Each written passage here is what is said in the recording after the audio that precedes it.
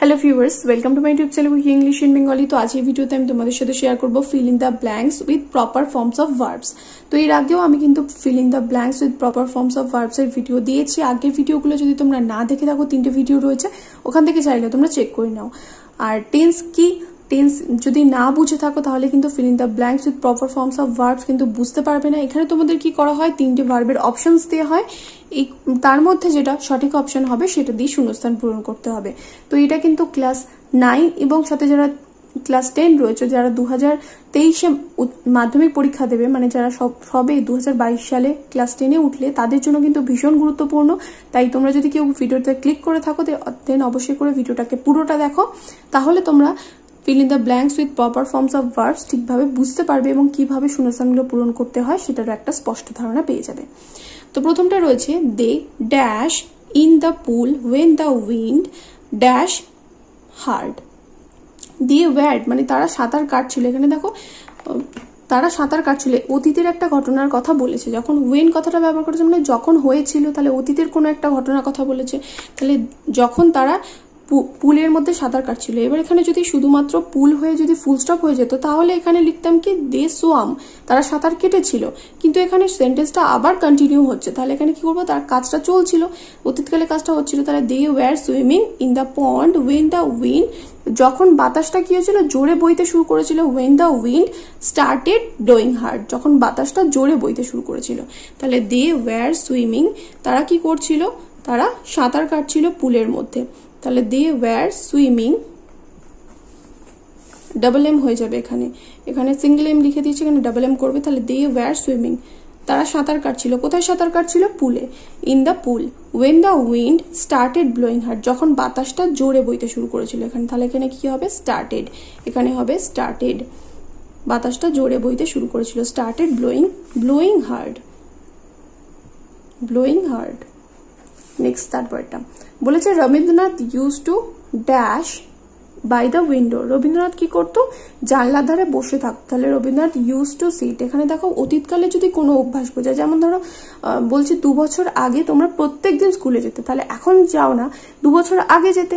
তাহলে অতীতকালে কোনো অভ্যাস, ধরো কেউ বললো যে আমি আগে প্রতিদিন সাঁতার কাটতাম, তাহলে আগে আমি সাঁতার কাটতাম, অতীতকালে কাজটা প্রত্যেক দিন হতো। তাহলে সেক্ষেত্রে আমরা সিম্পল পাস্ট ব্যবহার করি এবং সেখানে ইউজ টু কথাটা ব্যবহার করি, যে I use to swim in the pond everyday, আমি প্রতিদিন পুকুরে সাঁতার কাটতাম, তাহলে অতীতকালে হতো।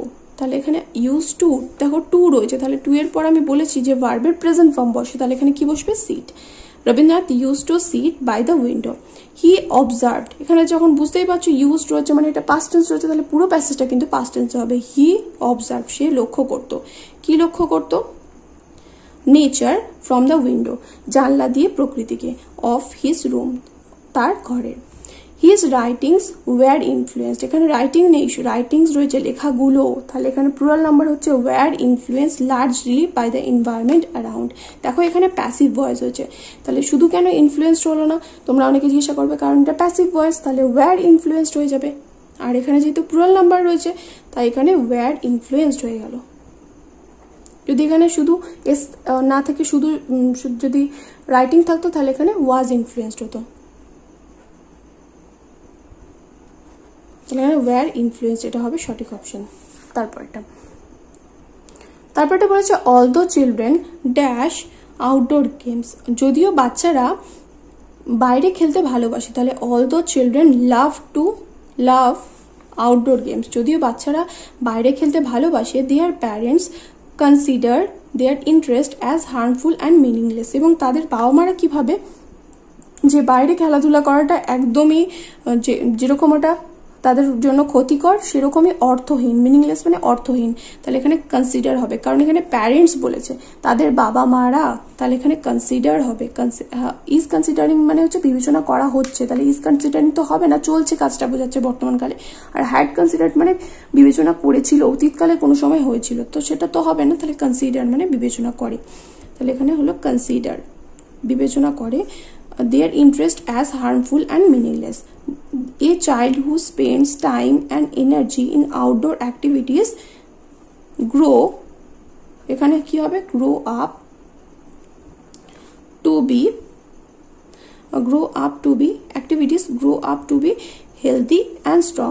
সে কি হয়, সে ঠিকভাবে যে কিনা আউটডোর অ্যাক্টিভিটিস মানে বাইরে খেলাধুলোতে বেশি সময় প্রয়োগ করে বা বেশি সময় দেয়, সে কি হয়, সে সুস্থ সবলভাবে বেড়ে ওঠে এবং সুস্থ সবল এবং শক্তিশালীভাবে বেড়ে ওঠে। তাহলে a child who spends time and energy in outdoor activities grow up to be. এখানে দেখো, এখানে যে অপশনসগুলো রয়েছে তার মধ্যে আমার একটুখানি ডাউট রয়েছে, কারণ এখানে এ চাইল্ড বলেছে, একটা বাচ্চা, তাহলে এখানে গ্রোস হতো activities in outdoor activities gross up to be healthy and strong. তাহলে আমি এখানে গ্রোস করে দিচ্ছি, হয়তো আমার এই অপশনে কিছু একটা লিখতে ভুল হয়ে গেছে। এখানে গ্রোসটা হলে কিন্তু বেশি অ্যাপ্রোপ্রিয়েট হবে, ইজ গ্রোয়িং কিন্তু হবে না, আর হ্যাড গ্রোনটাও হবে না। তারপরে এবার 4 দাগে চলে আসি। 4 দাগে বলেছে টেররিস্ট। এখানে কি আছে অপশনসগুলো দেখো। Terrorist arrested was arrested arrest on last Sunday when he was trying try to cross the border। তাহলে টেররিস্টকে অ্যারেস্ট করা হয়েছে, তাহলে কারোর দ্বারা অ্যারেস্ট হয়েছে, কার দ্বারা অ্যারেস্ট হবে, পুলিশের দ্বারা। তাহলে এখানে the terrorist was arrested by পুলিশটা এখানে উজ্জ্ব রয়েছে, কিন্তু এটা প্যাসিভ ভয়েস হয়েছে। অ্যারেস্টেড অন লাস্ট সানডে, গত রবিবার হয়েছে, তাহলে এটা পাস্ট টেন্স অতীতে হয়ে গেল। when he was trying, যখন সে চেষ্টা করছিল বর্ডার ক্রস করার, তাহলে he was trying to cross the border। তারপর we dash here for 36 years next autumn। we dash here for 36 years next autumn। দেখো এখানে কি বলেছে, এখানে শুধুমাত্র ভার্বটা দেওয়া রয়েছে, কিন্তু এখানে অপশনসগুলো দেওয়া নেই। এর আগে যেরকম অপশনস ছিল, অপশনসগুলো দেখে তোমরা বুঝতে পারছিলে। এখানে তোমাদের ভার্বগুলো দেখে উপযুক্ত টেন্স দিয়ে শূন্যস্থানগুলো পূরণ করতে হবে, যে কোন টেন্সে হবে সেটা তোমাদের নিজেদেরকে বুঝতে হবে। তো এখানে ব্র্যাকেটে অপশন দেওয়া রয়েছে live, we dash here for 36 years next autumn. তাহলে এখানে নেক্সট অটাম দেওয়া রয়েছে, তাহলে এখানে ফিউচার টেন্স হবে। ফিউচার টেন্স তো বুঝতেই পারছো, কারণ এখানে নেক্সট অটামের কথা বলেছে, পরের অটাম মানে পরের শরৎকাল অবধি। তাহলে উই শ্যাল, এখানে কি হয়ে যাবে, মানে অতীতকালে কোনো একটা কাজ চলতে থাকবে।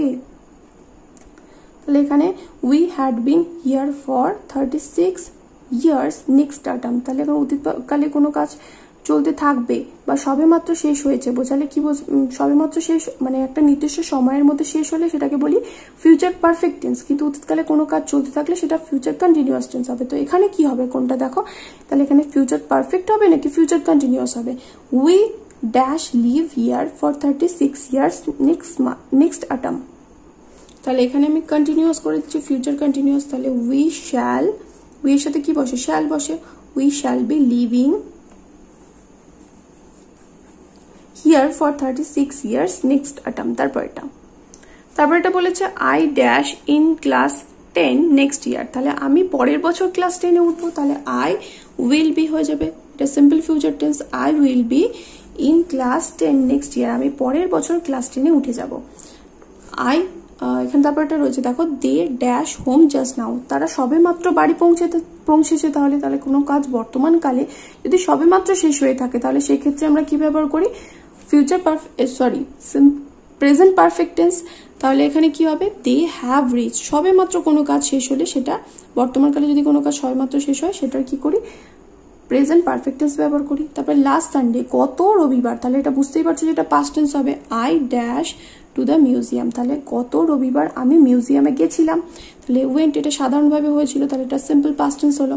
তারপরে the patient dash before the doctor came, doctor আসার আগে রোগীটা মারা গেছিল। অতীতকালে দুটো ঘটনা হয়, তার মধ্যে যেটা আগে হয়েছিল তার আমরা কি করি, পাস্ট পারফেক্ট টেন্স, এবং যেটা পরে হয়েছিল সেটার করি সিম্পল পাস্ট টেন্স। তাহলে এখানে আগে তো রোগী মারা গেছে, তারপরে তো ডাক্তার এসছে, তাহলে হ্যাড ডায়েড হয়ে যাবে, হ্যাড ডায়েড,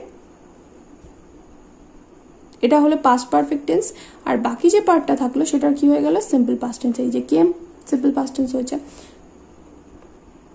তারপর এটা বলেছে jute dash almost entirely an Indian crop, তাহলে এখানে বি ভার্ব বসাতে বলেছে। তাহলে এখানে সাধারণভাবে করছে is almost entirely an Indian crop but it is cultivated, এটা চাষ করা হয়। কারা চাষ করে, অবশ্যই চাষিরাই চাষ করে। ইট ইজ কাল্টিভেটেড উৎপাদন করা হয়, cultivated on large scale in Bangladesh. তারপরে a gang of robbers dash last night, একদল ডাকাতকে অ্যারেস্ট করা হয়েছে, গ্রেপ্তার করা হয়েছে। তাহলে কি গ্রেপ্তার করবে? পুলিশ গ্রেপ্তার করবে অবশ্যই করে। তাহলে এখানে বাই দিয়ে, এখানে বাই পুলিশটা এখানে উজ্জ্ব রয়েছে। বাই পুলিশ যদি আমি এখানে ধরে নিই তাহলে এটা প্যাসিভ ভয়েস হবে। কোন টেন্স রয়েছে দেখো? সিম্পল পাস্ট টেন্স, আর সেটার প্যাসিভ ভয়েস, তাহলে এখানে ওয়্যার অ্যারেস্টেড হয়ে যাবে। তারপর they dash their puja vacation in the hills, তাহলে দে উইল স্পেন্ড, তারা কাটাবে। তাহলে এখানে they will spend their puja vacation in the hills, তারা তাদের পূজা ভ্যাকেশন মানে পুজোর ছুটি কোথায় কাটাবে? পর্বতে। তারপর এটা I dash just finish reading the book, I have just finish থেকে কি হয়ে যাবে? ফিনিশড। তাহলে এটা প্রেজেন্ট পারফেক্ট টেন্স হলো, আমি সবে মাত্র বইটা পড়া শেষ করেছি। তারপর এটা having completing her training, having completed, মানে কমপ্লিটেড হয়ে যাবে, হ্যাভিং রয়েছে তাহলে এখানে having completed her training sister Teresa join করেছিল, তাহলে এখানে জয়েন দেখো পাস্ট টেন্স হয়েছে। Join convent at Entally in Kolkata, taught geography there and after few years became its principal, তাহলে এখানে বিকেম হয়ে যাবে। তাহলে আশা করি তোমরা বুঝতে পারলে feel in the blanks with proper forms of verbs দিয়ে কিভাবে তোমরা শূন্যস্থানগুলো পূরণ করবে। যদি ভিডিওটা কাজে লেগে থাকে বা যদি কিছু বুঝে থাকো দেন অবশ্যই করে ভিডিওটা বন্ধুদের সাথে শেয়ার করো। আমার চ্যানেলে নতুন হলে অবশ্যই করে সাবস্ক্রাইব করে পাশে থাকা বেল আইকনটা অন করে রেখো। দেখা হবে নেক্সট ভিডিওতে। Till then by.